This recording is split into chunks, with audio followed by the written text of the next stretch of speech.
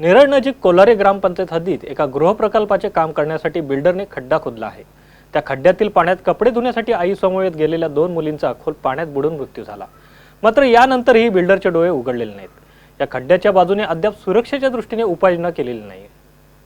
नेरळच्या पूर्व भागातील साई मंदिर परिसरात भागीत चाळीमध्ये संजीव सुरे हे भाड्याच्या खोलीत आई, पत्नी आणि 3 मुलांसह राहत होते।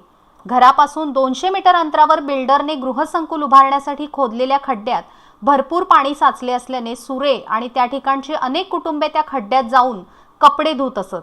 28 जानेवारी रोजी दुपारी 2च्या दरम्यान कमल सुरे या आपल्या 3 मुलांसह कपडे धुण्यासाठी गेल्या होत्या।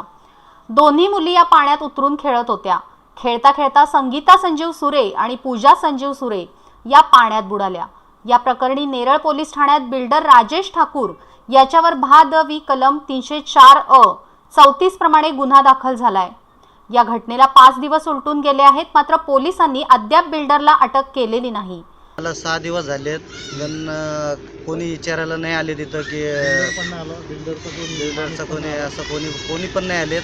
आणि आम्ही पोलीस चौकीमध्ये गेलो, आम्ही तिथं पण पोलीस म्हणतात की इन्क्वायरी चालू आहे आणि ते लोक म्हणतात की बाहेर आहे असं म्हणतात। ते 2दा-3दा गेलो आम्ही तिथं। त्याचप्रमाणे त्या जागेत सुरक्षिततेच्या दृष्टीने अद्याप कोणतीही उपाययोजना करण्यात आलेली नाही।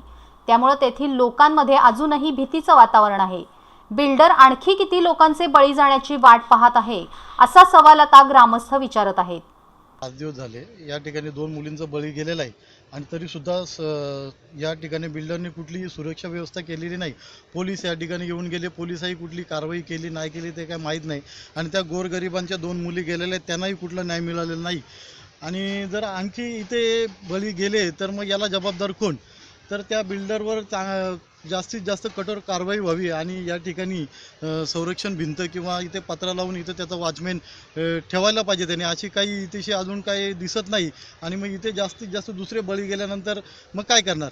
अजून दुसऱ्या कोणाची मुलं येतील इथे फिरायला किंवा काही, तर त्यांची जर दुर्घटना झाली तर याला जबाबदार तो बिल्डरच राहणार आहे आणि बिल्डरवर कुठली कारवाई अजून काही झालेली दिसत नाही। संवाद मराठीसाठी अजय गायकवाड, नेरळ।